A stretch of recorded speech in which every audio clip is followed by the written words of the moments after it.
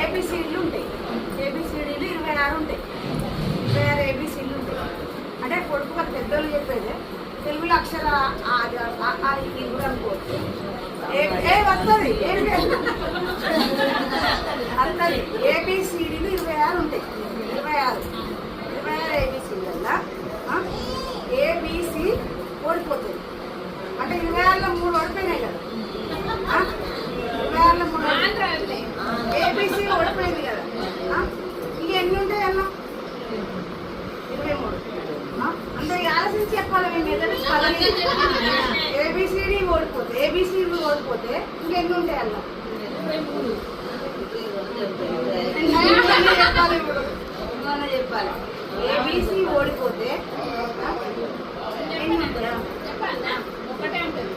చెప్పు. ఇంకా అని ఇది ఆప్షన్.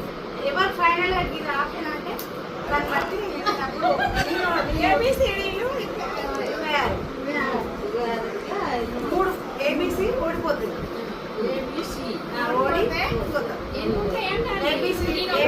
ఓడిపోతుంది.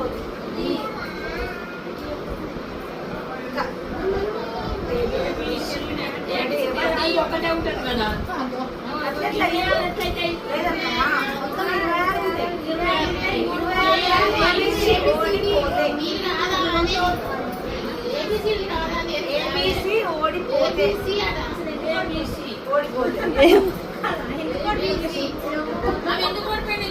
అదే 10 పెట్టుకున్నాయి. అవి ఓడిపోయినాయి శాతగాని. అలా ఇంకా కొన్ని ఉన్నాయి తెలివి కలే అన్నట్టు. ఆ తెలివి కల ఏందో మీ మెదడు పళ్ళు మీకు కూడా తెలుస్తుంది. నేను కూడా చెప్పాలా? ఇప్పుడు 26లో 3 పోయినాయి. ఏబిసి ఓడిపోతే ఎన్ని ఉంటాయి? క్లాస్ ఏమన్నా అర్థమైందా? మాకే అర్థం కాదు. కూడా అర్థం కదా. ఏబిసి ఓడిపోతే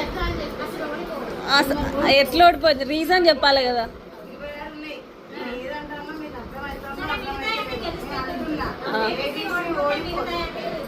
ఏబిసి ఓడిపోతే మిగతా ఎన్ని గెలుస్తాయి అంటే అన్ని గెలుస్తాయి.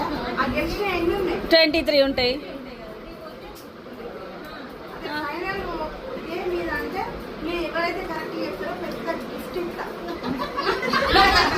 సరే మీ క్లూ కూడా తీసుకోవచ్చు. 3 పోతే ఇంకా 23 ఉంటాయి కదా. ఓడిపోతే నేను 3 పోతే అనట్లే. ఏబిసి ఓడిపోతే